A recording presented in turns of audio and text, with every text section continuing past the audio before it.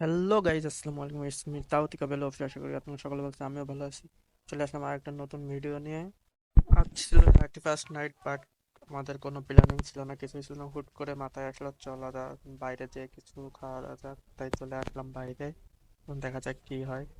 হোটেলে বসে সবাই ডিসাইড করলাম গ্রিল আর নান খাবো, তাই অর্ডার দিলাম। অর্ডার দেওয়ার পর অনেকক্ষণ বসে থাকতে সবার বেশি খিদে লেগে গেছিলো। তারপর দেখুন প্রচন্ড ভিড় থাকার কারণে আমাদের খাবার আসতে দেরি হচ্ছিল। না পেরে বেচারা পানি আর লবণ দিয়ে খাচ্ছে, তাছাড়া কি করবে বেচারার, আর করার নাই।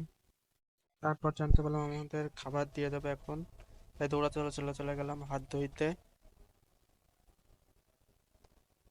তাড়াতাড়ি করে হাত ধুয়ে চলে আসলাম জায়গায়। এসে দেখি এসে দেখি আমাদের গ্রিল এসছে, বাট নান আসেনি। কেমন মেজাজটা খারাপ হয়, বলছে আরো কিছুটা দেরি হবে। না পেরে আমরা গ্রিলই খাওয়া শুরু করে দিলাম নান রেখেই। আর আরো 5-10 মিনিট পর আসলো আমাদের গ্রিল। কিরামটা লাগে।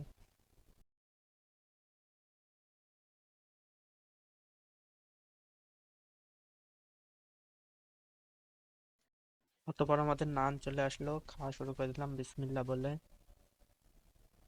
লেট হলেও খাবারটা ভালো ছিল। গেছিলাম ক্যাফে নুরে।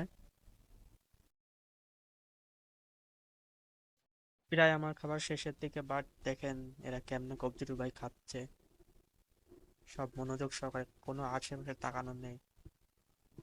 খাওয়া দাওয়া শেষ করে এবারে চান্দা তোলা শুরু করে দিলাম। এই যে আমার টাকা, এবারে সবার কাছ থেকে ওর কাছ থেকে নিলাম চান্দা। চান্দা তুলে এবারটা বিল দিব।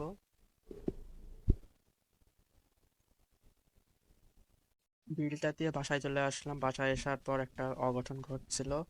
লাস্টে দেখতে পাই এসে 12টার সময় আতশবাজি ফুটাতে, যে কি সমস্যার জন্য যেন আতশবাজি উপরে না উঠে আবার ব্যাগ নিচে আসে একদম আমাদের গায়ের কাছে উঠে। দেখেন কি অবস্থা হয়। দেখাবে নতুন একটা কোনো ভিডিও নিয়ে। আজকের মতন আল্লাহ হাফেজ।